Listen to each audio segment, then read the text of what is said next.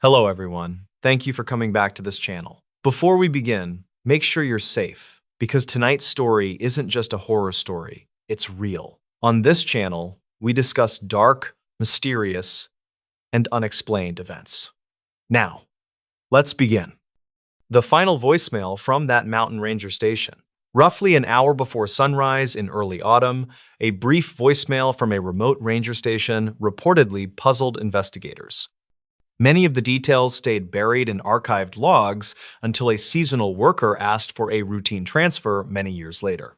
Grant Welburn arrived at the Pinecrest Reserve trailhead expecting an easy start since the morning forecast promised clear skies. He planned to meet a coworker at the upper station after a simple gear check, and he hoped to finish early enough to unwind at the cabin. Grant was 32 and worked steady shifts as a maintenance officer who handled trail markers and winter fencing. He liked quiet mornings, and he enjoyed the slow pace before visitors filled the parking lot. Grant loaded his kit into the utility truck and started the drive toward the Ranger Road that climbed into the heavy pines. He remembered similar drives in previous seasons, and he liked how the old road rose gently toward higher ridges. He wanted a straightforward day because budget meetings clogged most afternoons, and he knew he needed to be back in the office by lunchtime. The engine hummed through the chilly air, and the forest felt calm. The incident started when the station radio picked up a distorted call from the upper post, where a colleague named Arlen Tate worked. Arlen was 40 and served as a field ranger who often camped at the high overlook for weekend shifts. The first message was short with a clipped tone that sounded almost rushed. The radio hissed between bursts and included a vague request for immediate help at the supply shed. Grant frowned at the static and answered with a firm question, yet the reply dissolved into a low crackle. Grant pushed the truck harder as he climbed the ridge, and the sun reached the tangled crowns above the narrow road. He tried to reach dispatch, but heard only thin static that faded with every attempt. He passed the first turnout near a closed picnic site, and he noticed a set of fresh tire marks leading toward the overlook road. He recognized Arlen's usual pattern and felt a growing unease because the tracks looked rough, as if the truck had skidded. When Grant reached the upper station, he jumped out and checked the main door, which hung slightly open with a brittle hinge. He called Arlen's name, but heard no answer from inside the dim interior. A mug of cold tea sat on the small counter near a half-written note, and the room carried a faint chemical smell. The windows remained intact, and nothing looked stolen. Yet something felt hurried and wrong. His pulse raced as he checked for footprints, and he saw scattered impressions leading toward the supply shed behind the station. At the shed, Grant found the padlock snapped with clean force, as if bolt cutters had sliced through hardened steel. He eased the door wide and saw intact gear except for a missing first aid kit and a portable radio repeater. Several boxes were pulled open, and the floor carried a layer of sawdust from recent repairs. Grant noticed Arlen's old field jacket near the workbench, and the sleeves were dusty and stiff. The jacket still held a clipped tag from last season, and that bothered Grant since Arlen never left his gear unattended. Grant stepped outside to check the ground and saw uneven drag marks leading toward a narrow path that curved behind a stand of young firs. He followed the marks slowly and studied each patch for signs that might explain the struggle. A metallic glint caught his eye near a mossy stump, and he discovered a small recorder that matched the style used for routine patrol notes. The recorder blinked with a low battery light, and Grant slipped it into his pocket while scanning the silent trees. He returned to the station to search for further evidence and spotted a blinking message light on the dusty landline near the entrance. The handset felt warm as if recently used, and he played the message through the thin speaker. A faint voice whispered a warning about someone hiding near the unmapped ridge trail, and the voice matched Arlen's quiet drawl. The message ended with a jarring thump that sounded like the handset hitting the floor. Grant stiffened because that location sat miles from the official boundary line.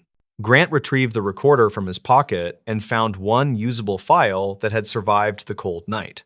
The audio began with Arlen describing strange flashes along the ridge that he believed came from an unregistered campsite. He spoke calmly and listed coordinates in a steady voice that suggested a normal patrol until a sudden gasp cut his words. The recorder picked up rapid footsteps and a sharp grunt before heavy breathing filled the final seconds. The file stopped abruptly, and Grant replayed it twice to ensure he heard every detail. He moved deeper into the station to search the storage cabinets for the official logbook, and he found it tucked behind a stack of faded maps. The final entry showed Arlen preparing to hike toward the ridge around dusk the previous day. Grant studied the handwriting, which looked steady and unhurried. A marginal note mentioned a possible hiker who waved from a distance near an old rock slide. Grant recognized that slide because it marked the border of a forgotten service spur last maintained in 2005. Grant locked the station and followed the drag marks and footprints downhill along the faint trail that led toward the ridge. The forest darkened under thick canopies, although the morning sun still shone between the branches. He carried his radio chest unit close and listened for any signal from dispatch while he walked with quick steps. The trail dipped toward a shallow ravine filled with soft needles that muted sound. Grant scanned the edges for torn fabric or broken gear that might confirm the direction Arlen traveled. At the base of the ravine, Grant found a single glove resting near a water channel fed by an underground spring. The glove matched those issued to ranger staff, and the black fabric carried a faint streak of red clay. The clay came from the far side of the ridge where seasonal landslides created unstable ground. Grant knew that area remained closed for public use due to old structural damage in the soil. Yet someone had clearly moved through that zone recently based on the disturbed patches of earth. Grant climbed out of the ravine and reached the unmapped ridge trail mentioned in the voicemail. He saw fresh scuffs on the stone surface near the first bend, and these marks formed a jagged pattern. A cluster of cedar branches lay broken around a narrow lookout point where distant valleys opened into hazy views. Grant studied the ground and noticed thin scratches on the rock that looked like they came from a heavy metal object. He guessed the missing repeater had been dragged here during the night. He pushed farther with cautious steps and reached a shaded clearing where the air felt colder. A battered metal case rested near a toppled log, and the lid was cracked open. Inside sat several ruined battery packs and a melted circuit board that smelled of burnt resin. Grant recognized the markings from the station inventory list.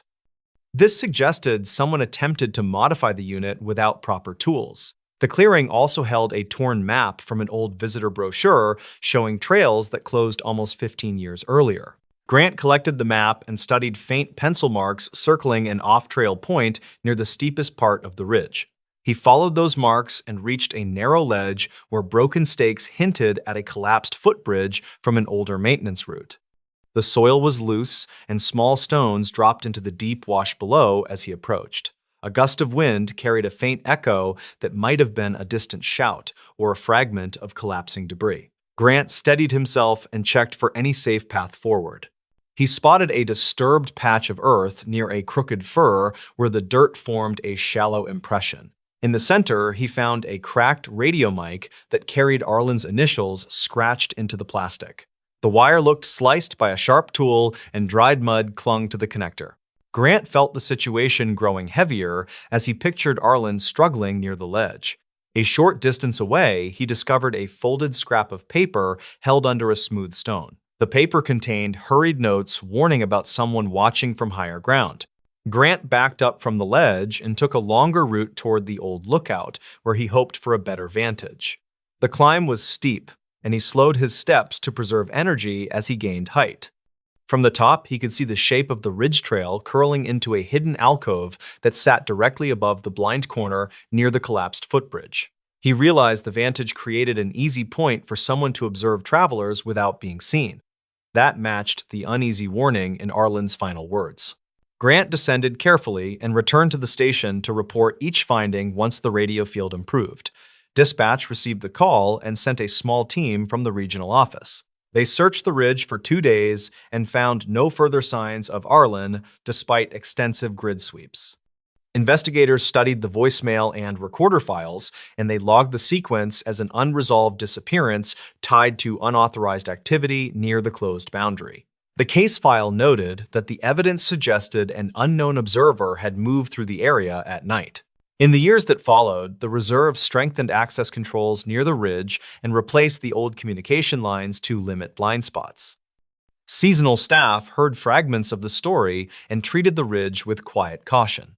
The The cracked radio mic stayed in storage for archival reference, and the ruined repeater remained locked in a metal drawer. Grant continued working at the reserve and often paused near the trailhead when early mornings echoed with the same cold hush. Grant never forgot the voicemail that sparked the search because it captured a moment when routine duty met an unexpected threat. He knew every ranger understood the risks of remote stations, yet this case carried an edge of quiet uncertainty. The forest kept its secrets in the wind between the ridges. The final voicemail stayed as a reminder of how a simple morning plan could shift in seconds when a hidden presence watched from an older path.